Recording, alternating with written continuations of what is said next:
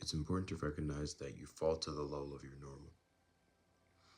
And when I say that, I mean in almost everything that we do. Because I think that constantly putting in effort is not something that's possible. Even just from a mental standpoint, but also a literal physical standpoint. When I say you fall to the level of your normal, I really mean in the sense that regardless of what you do, regardless of how you can act in certain situations, you'll ultimately return to a normal point that you determine. So when I say that you fall to the level of your normal, I mean to go further and say that if you want to change who you are, if you want to change how you act on a grand scale in everything that you do, then it's about changing your level of normal. It's about not seeing different normals, as in different habits that people have, different lifestyles, as a hierarchy, or as something to idolize, or as something to look up to, but rather looking at everything on the exact same playing field. Seeing all the different lifestyles, different habits, and the different normals that people have as all equal, because they are all equal. It's about recognizing that the only way that you can achieve something is if you no longer are impressed by it. Because I think that being impressed by it, being impressed by anything, is almost an indication that you don't have that thing, that you're not capable of achieving that thing yourself. You know, a lot of the times, I think that people can accomplish great things, but then when they look back at it, they are not too impressed by themselves. And I think that almost everything that we do is exactly like that. And almost reverse engineering that in a way, it means that if you want to achieve something, it's about not being impressed by the thought or the feeling or the possibility of that very thing happening.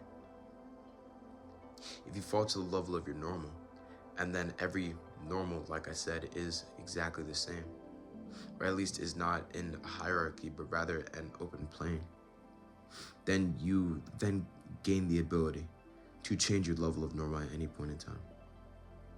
It's almost about taking something subconscious, making it conscious, tweaking it so that it's what you align more with, and then setting it back subconsciously. Because I think there's a statistic that like 95% of the outcomes in your life are a result of your subconscious mind. And obviously, you know, I'm not sure how true that is scientifically. But I think that in our lives, so many things that we do are a result of our subconscious, are a result of what we find normal, what our minds find normal.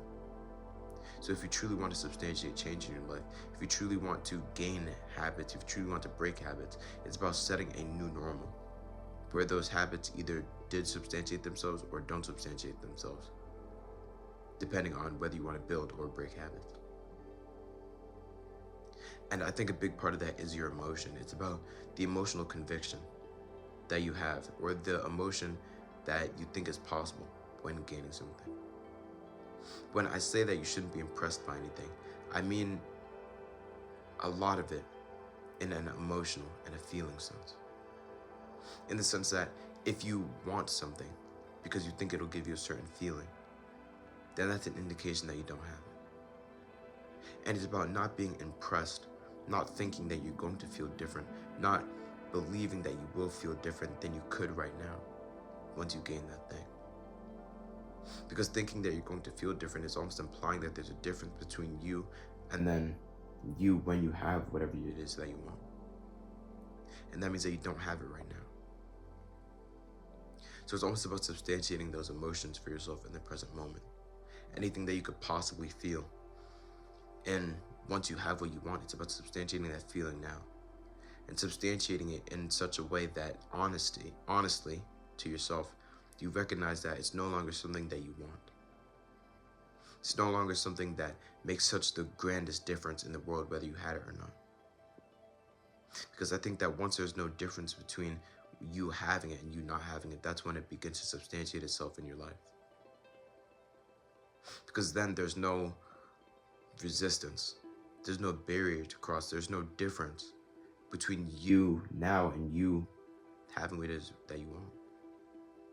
So at least the way I visualize it, it's almost like there's an infinite line of people lined up next to each other. Each of them representing a different possibility of who you could be, of the things that you could have. And it's almost about jumping from one of those people that you were in the past to another one. Not seeing as any of them as a hierarchy. Not seeing any of them as better than you or worse than you. But seeing all of them just as completely equal, because they are all completely equal. And insisting in that equality and in recognizing that you could be anyone at any point in time. And that there is no hierarchy, there is no this is better or this is worse. Then you allow yourself to become anything. You allow yourself to substantiate whatever it is that you want at any point in time. The Bible verse I have for this video is taken from Matthew 6, verse 21. And it says, "For where your treasure is, there your heart will be also." So I think this verse, combined with a different verse that says that guard your heart, for everything that you do flows from it. I think these verses are really just telling you that you should be careful about where your treasure is. You should be careful about what you value.